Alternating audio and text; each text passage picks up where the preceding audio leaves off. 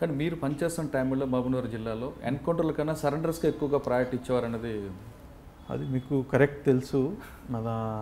మేము అప్పుడు చాలా ఇది I would say surrender melas organise చేసాము. తర్వాత మాస్ కాంటాక్ట్ ప్రోగ్రామ్ కూడా పెట్టాము. మా పోలీస్ వాళ్ళు ఇది అండర్ గ్రౌండ్ క్యాడర్స్ ఫ్యామిలీస్ తోటి కాంటాక్ట్ ప్రోగ్రామ్ చేశారు.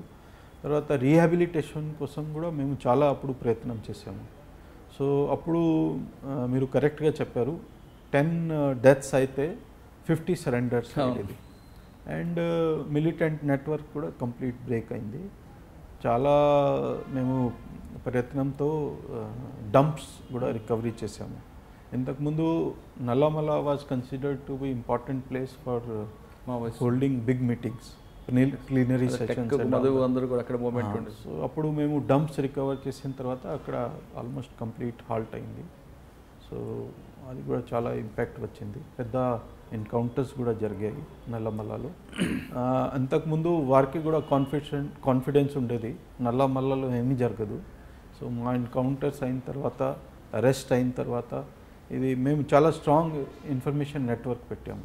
ఇన్ఫర్మేషన్ నెట్వర్క్ పెడితే ఇది డీసీఎంలు అరెస్ట్లు, తర్వాత Karram Narsappa arrest, complete neutralization of red tigers, తర్వాత న్యూట్రలైజేషన్ ఆఫ్ ఆర్ఎస్యూ కార్డర్స్, అది మొత్తం జరిగింది. సో చాలా మంచి. కానీ పొలిటీషియన్ ఎవరిని కూడా దగ్గర రానిచ్చేవారు కాదనేది అట్లా కాదు. మేము అందరూ పబ్లిక్ రిప్రజెంటేటివ్స్ కూడా we don't treat them as some kind of adversary to us. Public representative, they are representative of the public. So they are essential part of democracy. కానీ పైరవికి దగ్గర రానిచ్చేవారు. సో నేను I don't say reasonable request మేము ఎప్పుడు consider చేసేవారు. తర్వాత మేము కూడా వారితో మంచి సహాయంతో పని చేసేవారు. But at the same time మన లైన్ డ్రా చేసేవారు, that it is your work, it is my work. తర్వాత మేము కూడా వారికి సహాయం చేసేవారు, వారికి కూడా మాకు సహాయం చేసేవారు. So our target, our intention was not to treat them as adversary. మనం కలిసి పని చేయాలి, అది మాది టార్గెట్ ఉండేది.